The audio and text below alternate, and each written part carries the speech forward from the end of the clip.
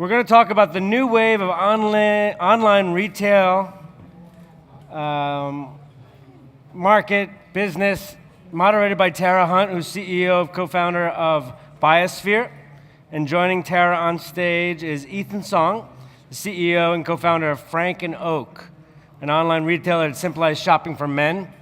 John Stokes, who's partner at Real Ventures, and Liza Kindred is the founder of Third Wave Fashion, which is a company dedicated to helping fashion tech startups kick ass, which actually came from her bio, so I can't take credit for that. But come on up on stage, folks. Give them a hand, and come on and sit down. Take it away. I started a fashion tech startup around 2.5 years ago. Biosphere is my company. And when I started to go talk to investors at the time, the kind of response that I got was, yeah, I don't know this area very well. Maybe I'll go talk to my wife and see if she knows what you're talking about, and then I'll get back to you. Well, since then, fashion tech has grown quite a bit. You probably hear every second day a new fashion tech startup has launched. And there's a reason why this is. It's a big business. Fashion is a big business. So by 2015, the global fashion industry sales are expected to exceed $621 billion, and that is in women's apparel alone. And men's apparel, you may be surprised to hear, is not too far behind at $402 billion. This is big bucks. And then $195 billion for women's footwear. And this is my favorite stat, is in 2012, this year alone, 13 billion pairs of women's shoes will be purchased. I know myself, as a woman, I can never have too many shoes, but I also hear that the men's shoe market is growing to be equally frenzied. Just for the number of shoe stores alone in the US, there's 29,360. That's a lot of shoe stores. Those are individual shoe stores. So consumers online, a lot of people are like, this is fine, this is a big industry, but people still aren't shopping a lot online. Not necessarily true. In 2011, $202 billion was spent online.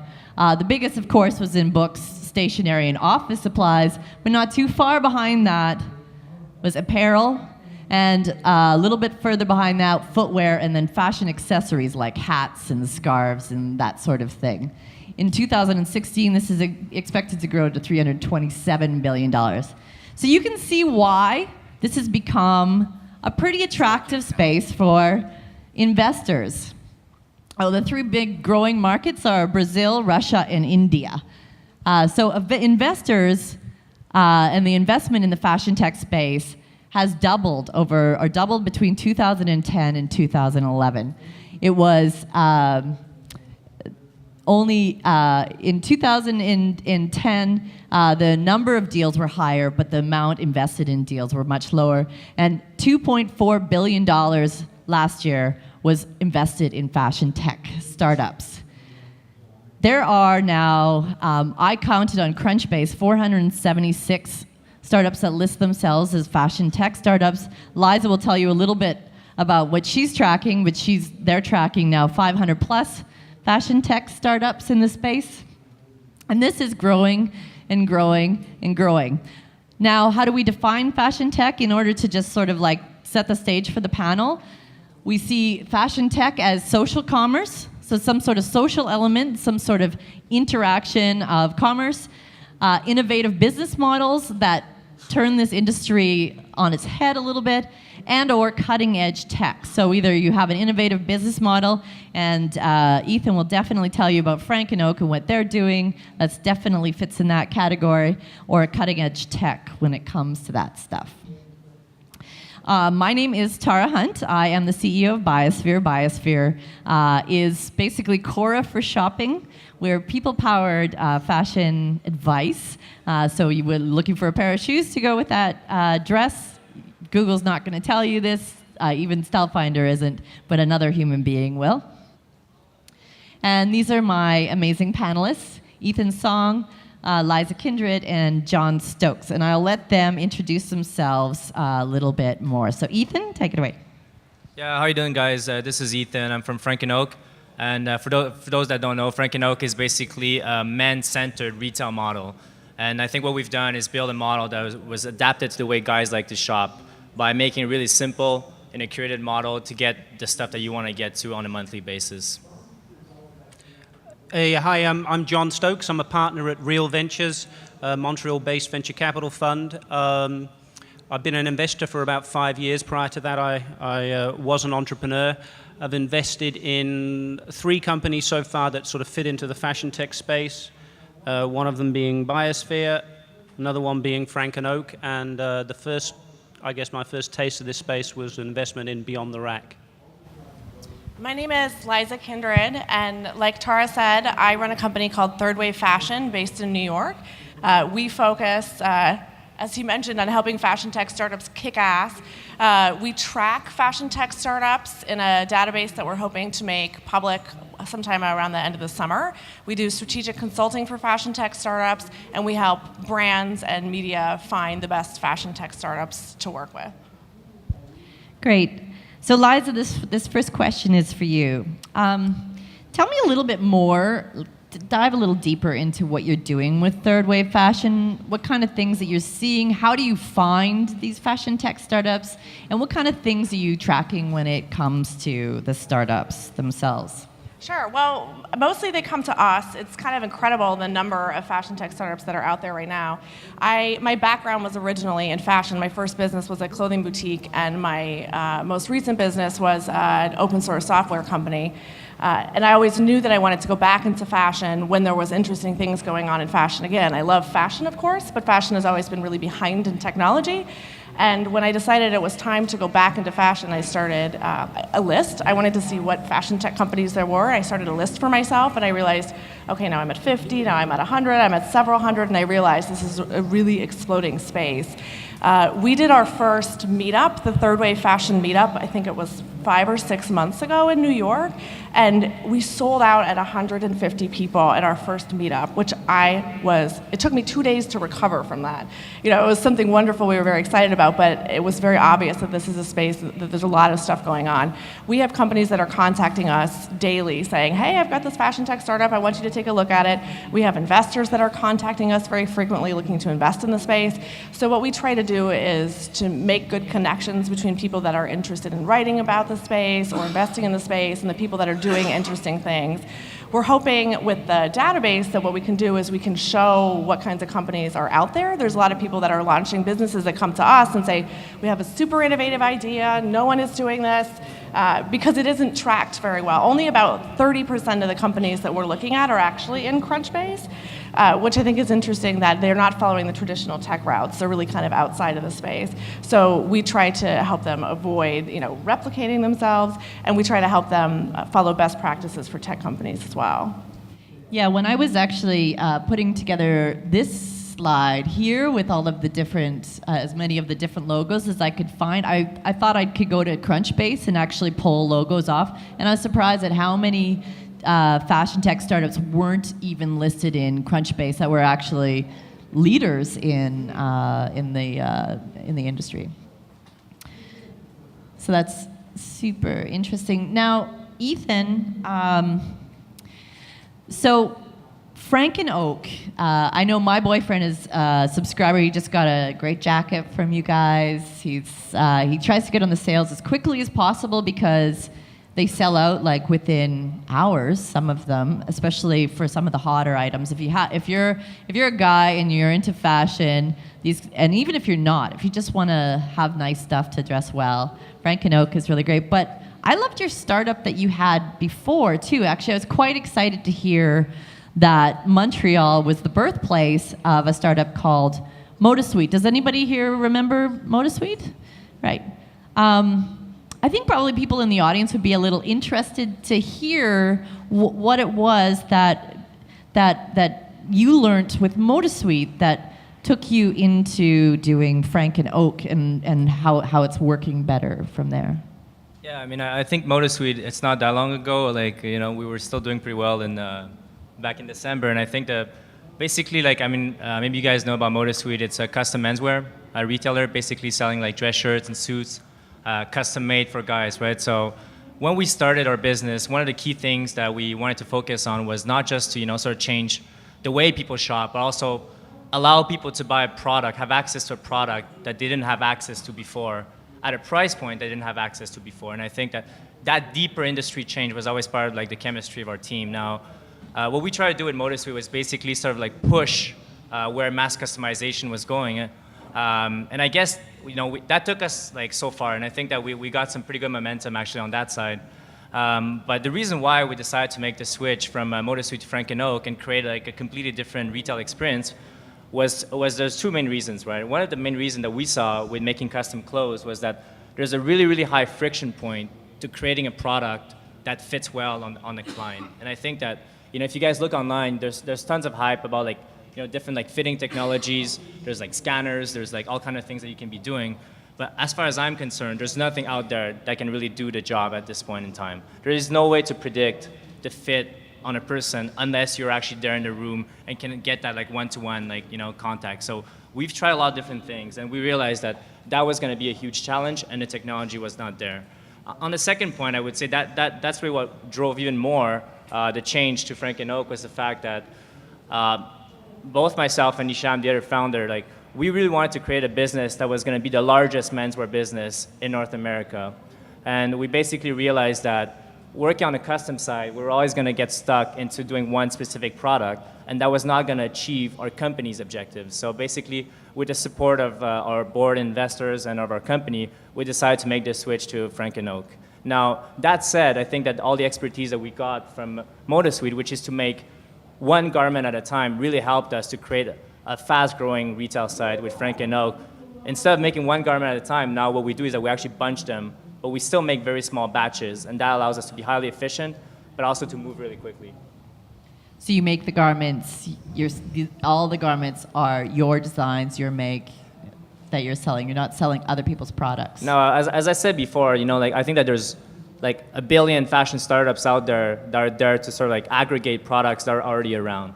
From our perspective, the entire industry needed further change than that, right? If you're buying stuff from, Guild, you're basically buying stuff that was made, like let's say last season, and your benefits to get at a lower price. I think that's fantastic on a short-term basis. But if we look at it, in the end, who owns the brand, right? Who owns the actual product, right? So I think that from our perspective, we wanted to build a business that will stand the test of time, which meant owning our own product. Well, and there's something really special from a consumer point of view where you're buying something that you know is a limited quality, that's a limited time, it might come back, but that you're not going to walk into a room of this many people and necessarily be wearing the same jacket or the same shirt as somebody else. And they may actually recognize that jacket and shirt and go, damn, I tried to get that, but it was sold out by the time. Yeah, I think just to get, maybe not everyone understands the way we sell. Basically, we release monthly collections that are targeted towards our user base at that time and the seasons and the trends at that specific point in time. So that means that we rarely repeats the same item across different months. So that kind of creates a scarcity around that product, and that is part of our model and the way we sell our product.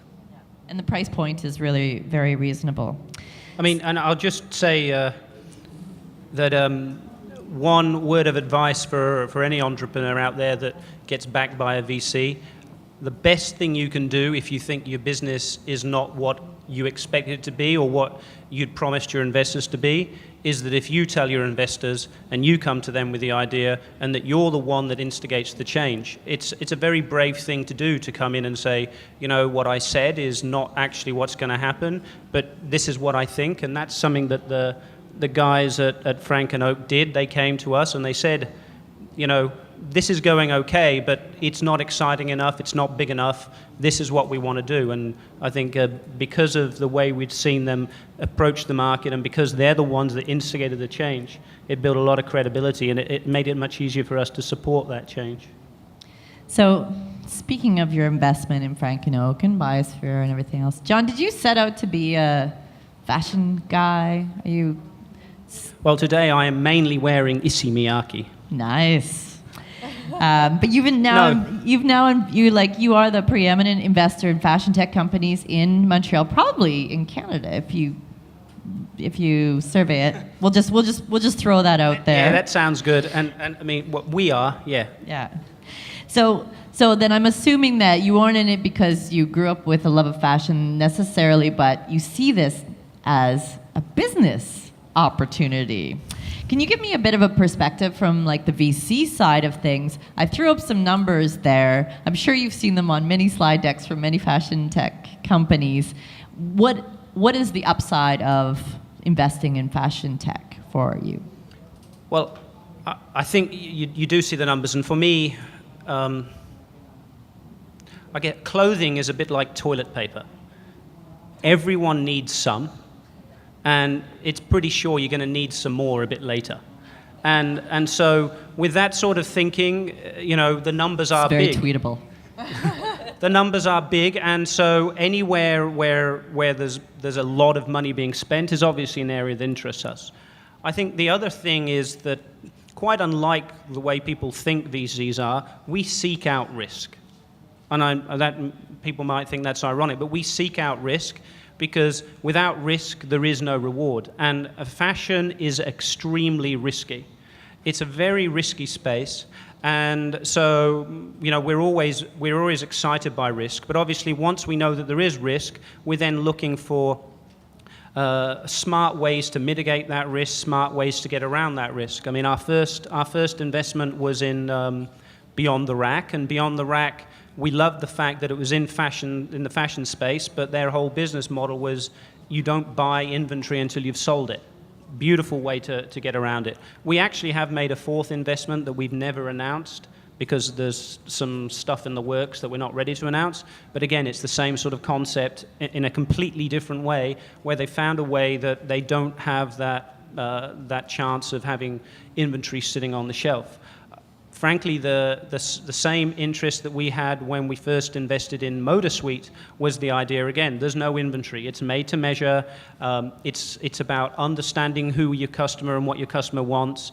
There is no taste issue in terms of producing something that creatively people don't like. You've chosen what it is that you want. So we really like that. And I think it's the ability to apply business models which mitigate your risk, but in an ideal situation, actually become drivers for revenue growth. That's what really interests us. Again, when I look at something like a Beyond the Rack, the fact that there was limited amount, that it was a flash sale, it was only available for a small amount, you take what is theoretically a problem, i.e. we don't have your size, and turn it into a driver.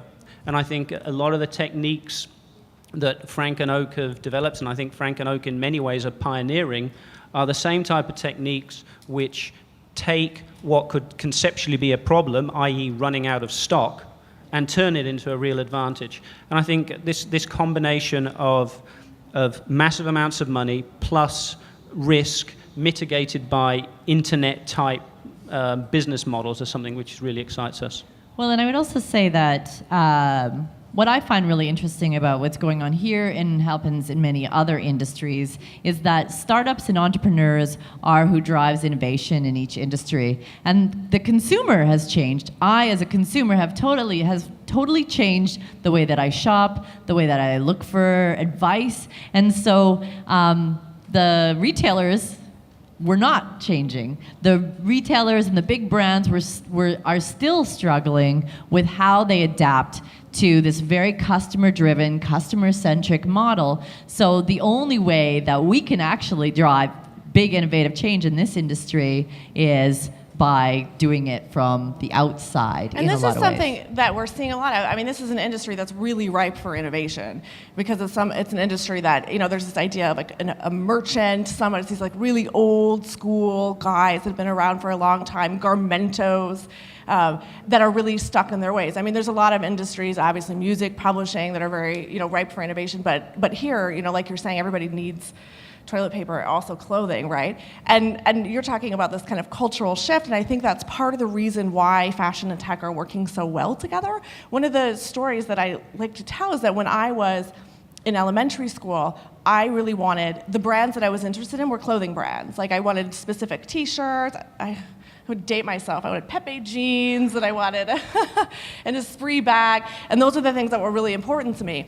And fashion and style are still important, but my daughter now, she's 12, my daughter, she cares about what she looks like, but she wants a Nintendo DS, and she has an iPhone, and she saved up her allowance, and she bought a MacBook Air. These are the kinds of things, the consumers, the younger kids, of course, they're more accustomed to using tech as a way of purchasing things. It's become kind of second nature. So it's an industry that's very ripe for disruption, and also the people that are interested in fashion are generally also interested in trends in general, so they're going to be the people that are going to be early adopters in the tech space. So I think we have a little bit of time. I still have other questions, but I'm sure there's questions from the audience. I'd like to open it up and see if there's anybody out there that has questions for the panelists at all. If not, I can ask my questions. Oh, there we go. So I'm a big fan of Frank and Oak. I also work at Zappos, my day job, and I get a lot. I want to talk to you. Sure. I get a lot of shit for buying stuff from Frank and Oak when the Frank and Oak crates show up at Zappos. Yeah. But, I mean, you talked about how bigger brands and bigger stores are, afraid or having trouble, but how do you view companies like Zappos as far as companies? I'm just going to kind of summarize this question just for the camera's sake. So he's a fan of Frank and Oak, but he works at Zappos, has too many deliveries from Frank and Oak at Zappos. But if I get this right, sorry, and I just totally... How do you view companies like Zappos? How do you view companies like Zappos? Yeah, I mean, I think in the short term, I don't think, I think that we serve two separate purposes, right? I think that, Frank and Oak, it's very much more on the social side of things, where it's more about discovery shopping, right? It's about delighting you with things you didn't expect you needed to buy, and kind of increasing that on that side, right? I think Zappos, obviously it's owned by Amazon, but even before it was owned by Amazon, it's about finding that item that you're looking for and about getting it. So I think that the need is different. So it's not solving the same issue. Now, over time, obviously, we want to be as big as Zappos. So how we're going to do that, and I think that's where it's going to become more and more interesting. I mean, I'll say, though, I think the two similarities between Frank and Oak and Zappos, you both use the word, is delight. That both delight, but just in different ways. And I think the nice thing about fashion, where it actually escapes the toilet paper metaphor, is there is room for many players. People are no longer brand loyal. You don't necessarily just buy from Zappos. Customers are looking for variety. They're looking to suit their own personal style. And I think also they're looking for an editorial point of view, which is one of the things. I love Zappos. I'm a huge fan of Zappos. But one thing that Zappos does not have is an editorial point of view, right? I mean, I go there and there might be I can maybe click on something that says sandals are good right now, right? But I still click and all I get is a search page with, a very in-depth faceted search, right? So I think that a lot of these startups, they're coming in and they're looking at certain players, established players, which at this point Zappos is one, and saying, okay, how can I add some other types of value here? How can I do things that aren't already being done, right? And Zappos is investing in fashion tech startups as well, right? So the relationship, there's a lot of different facets to that, I think. Yeah, just one last point. I think that, what's interesting that we're seeing on the market is also the fact that, what we're trying to do is to create a product that's targeted for our client. And I think that Zappos can only go so far in doing that because in the end, they don't have the flexibility of creating the products, right, that they serve. So I think that it's possible that Zappos will want to move towards a product like ours, but I think in the short term, I think that creating that entire experience, right, so the product we offer on Frank and Oak is not just the clothes, right, it's not just the dress shirts, it's also the content that we have. And the entire experience is all part of the product, and I think that's the beauty and that's the engagement that we're getting right now. Any more questions from the audience? Go ahead. What's a mistake fashion companies usually make?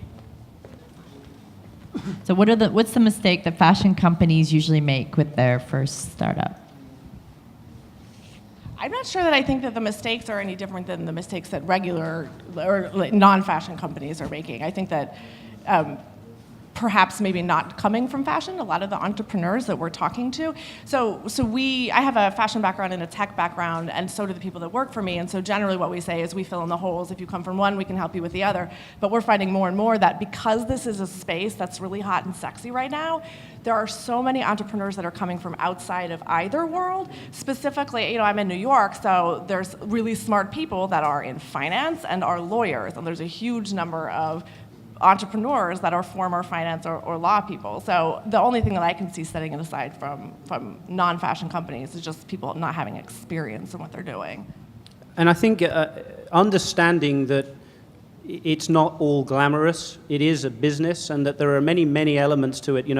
It's a question of taste, a question of style, a question of creativity, but it's also about distribution, it's also about logistics, it's also about manufacturing, it's about retail, and I think not understanding that either you need to take a fully integrated approach, or you need strong partners that have a vested interest in your success. Not understanding that and not putting those other pieces in place on day one, I think is going to doom you to failure. Yeah, fashion, and keep in mind, VCs have just started to really pump money into fashion tech. It's still very young. We haven't seen any major exits yet. We're going to see several. But big I think ones we're going to see in the next couple of years and stuff. So all these stories and the differences and little intricacies are going to kind of work their way out, I think, as we shake it out. Yeah, I think when you first start in fashion, I think it's easy to say, this is the problem we're solving, this is the big idea, and this is how we're going to do it.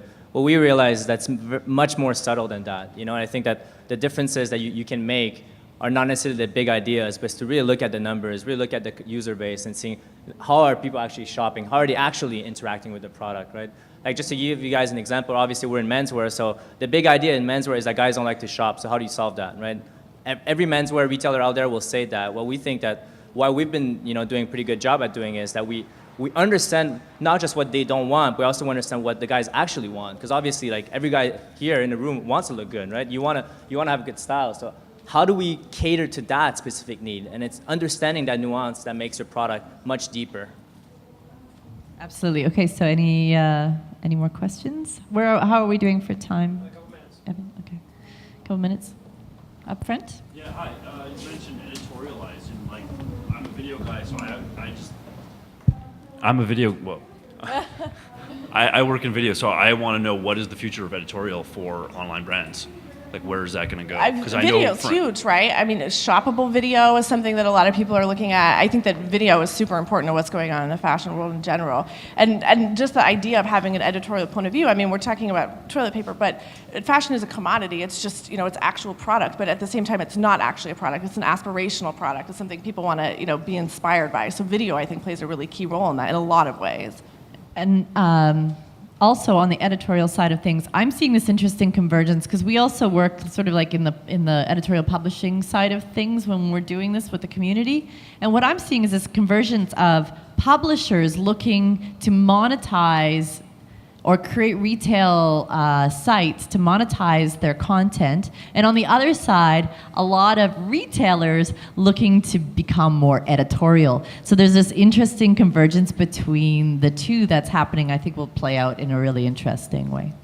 Yeah, I find it with video, I think the next level that we're going to be seeing is to see how you can actually interact, sort of create that video that's not just a branded experience, but also has benefits for shopping. I think that's the gap that I haven't seen anyone be able to really do, which is you have the branded video, which is there as your sort of lookbook to create the lifestyle aspect of your brand, and then you have your store. How do you combine these two in an integrated experience, I think is what would be really beneficial. But it's very hard to do, right? It's very hard to do. Shout out to Zappos for what they're doing with videos online. I don't know if you've ever watch their videos when you're trying to buy a pair of shoes, and this is not an editorial video, but they literally hold it up and they they flex it so you can see what it actually looks like. There are a lot of people trying a lot of different things in regards to. Reference to that, just what you just said. Have you seen this clickable sales? Yes. He asked, have I seen clickable sales videos? Yes. There's a company called Fashion Click with a Q, QLIC. Overlay.tv. Overlay.tv. Yeah, there are some countries or there are other companies that are doing some interesting things. So we have 1 minute left. Do you want to close, or do you want me to ask one other so question? actually, I just want to get panelists really, really quick. What do you think is going to be the big boom innovation in fashion tech in the next year or two to come? In one sentence each. Yes. Yeah, I definitely think that mobile is going to bring the online to sort of on the ground, and then vice versa. And I think that's the big thing right now. For me, it's vertically integrated companies. I think that the small companies are going to be able to become very big very soon. I like the hybrid online-offline models. I like re-commerce. I like 3D printing. I like augmented reality. Yeah, and I the consumer-driven buying market, the consumer is central to commerce is for me. All right. Well, thank you very much for your attention and for being here.